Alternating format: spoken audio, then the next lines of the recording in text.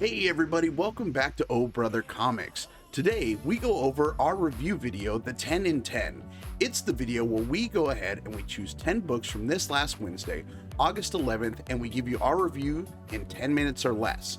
So time is of the essence, let's get right into it. Up first, we go over Campisi, the Dragon Incident #1. It's written by James Patrick and art is by Marco Locati. This book was quite interesting. It's got a very interesting art style as well as a writing style that almost reminds me of, very Cowboy Bebop-ish, or even like the Boondocks, where it's very kind of witty and quick-witted on the dialogue that it's written in this book.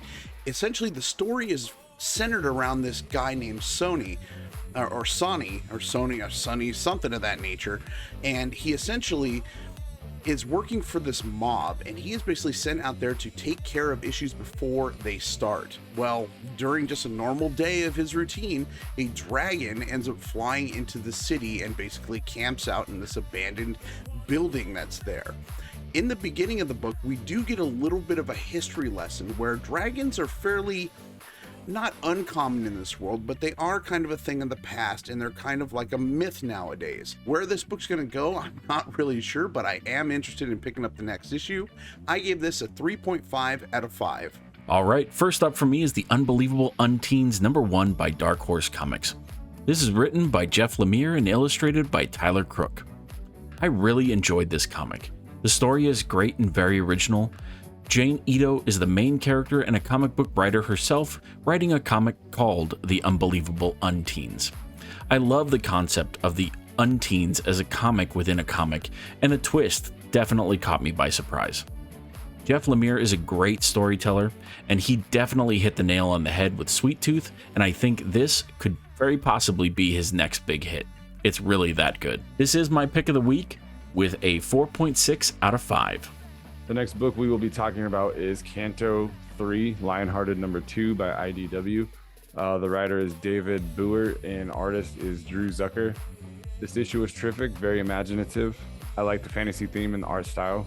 I like how this comic is simply a fun adventure. I can see it being enjoyed by both adults and kids and all ages in between. It's the type of book you read when you're looking to just like kick back and take a mental break for a minute and go on like a whimsical odyssey. It's not a heavy book in the sense that it's going to make you like analyze or break it down or reflect on society or your principles or character, but the plot and dramatis personae is mature enough to keep you entertained and focused on what's going on. Again, a terrific book and story, well-rounded in the characters, the writing, and the art. I give it an amusing 3.2, great for all ages. For our next book, I went with Star Wars The High Republic #8. It's written by Cavan Scott and art is by Ario Anandito. This book was a lot of fun. I really am enjoying the High Republic books. This story continues with the battle against the Den Greer. So we have the Jedi and the Hutts that are in a kind of a treaty right now to help fight this enemy. Well, they are able to go ahead and pacify this threat. So they're able to capture the progenitor of the Den Greer, kind of stopping all the attacks that are going on around the galaxy. But unfortunately, at the end, they do find out that the Nihil are back. So we're going to be continuing along with this story now with the Nihil, and I'm really excited to continue it. I gave this a 3.2 out of 5. Up next for me is I Am Batman #0 by DC Comics, written by John Ridley and art by Travel Foreman, Norm Rapmund, and Rex Locus. I was very surprised by how deep this story is. John Ridley incorporated real-life situations happening all around the world with police and military brutality and power struggles in a very meaningful and realistic way, and I loved it. Jace Fox is struggling with his own identity, and the dialogue and narration do an amazing job of making you feel exactly what he's feeling. I really enjoyed this comic, so I rated it at a 4 out of 5. Next book I will be talking about is Batman '89, #1 by DC, of course. The writer is Sam Hamm and artist is Joe Quinones. This was a really cool issue, very nostalgic for myself personally. It took me back to being a kid and watching Michael Keaton and Jack Nicholson on screen. This issue had little Easter eggs and nods sprinkled throughout the story, so that was really fun to pick out and appreciate. The story was great. We got Harvey Dent, who's pretty badass in this issue. I really liked his character. He's trying to take down Batman, or basically vigilante justice, and he's trying to use Bruce Wayne as an ally to take down Batman. So it creates a really precarious situation for Bruce / Batman. We get a mysterious new villain, just a couple panels, but absolutely no details.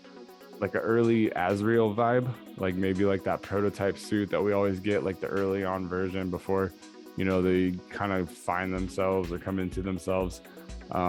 Just that early version, but that's completely based on nothing but just a gut reaction, like a first impression kind of thought. I have to rate this issue Retro 3.7. And for our next book, we went with Mighty Morphin number 10. It's written by Ryan Perot and art is by Dan Mora. This book is always near the top of my list. I am having so much fun with this Power Rangers story, and this one is no exception. It continues along with the story of Zordon and the Eltarian history, so we get a lot of backstory that we never really had about Zordon, which is so cool. In this book, we see that Zordon's mentor, the Supreme Guardian, is really at odds with the Council over the decision on what to do with the Zeo Crystal, because Dark Spectre is continually sending assassins to try and obtain it. In this issue, Zordon actually gets pretty injured by the latest assassin, and that really pushes the Supreme Guardian over the edge. And we get a huge reveal with his character once he kind of decides to take things into his own hands. So, I don't want to spoil anything. This was my pick of the week. I gave it a 3.7. It's a great book, guys. You should pick it up. It's a lot of fun. Last up for me is Star Wars The High Republic Adventures The Monster of Temple Peak by IDW. This is written by Cavan Scott and illustrations by Rachel Stott. So this is another great story from the High Republic. I'm really enjoying the adventure stories, more so than the mainline Star Wars stories right now. This one follows Ty Warwick after she left the Jedi Order as a Padawan and becomes a mercenary / hunter for hire. And I think the writer does a great job detailing the struggle she faces with her choices and her ties to the Force. I really also like the dynamic between her and her secretary droid. I think it's a great story and great writing, great illustrations. I rated this one at a 3.8 out of 5. The next book I will be discussing with you all is Seeing Red number 1 by, forgive me, Evolution Publishing. I don't know. Someone comment or write down the pronunciation in the comments. I'd appreciate it. The writer is Marcel Dupree and the artist is Mannix Francisco. This was an absolutely epic story. Again, another fantasy theme like Kanto, but definitely more mature. Right away, number 1, it's just very fast paced. The art is awesome. The story is well done. It ends on a cliffhanger that I really appreciate it. I will definitely keep following this story. I'm completely new to this Evolution Publishing, and just off the story alone, I just want to check out more of their product. It was that good. Seeing Red is my pick of the week. I got to give this a really fun, adventurous 4.2. The story's got me hooked. And for our last book, we went with Avengers Tech on Avengers number 1.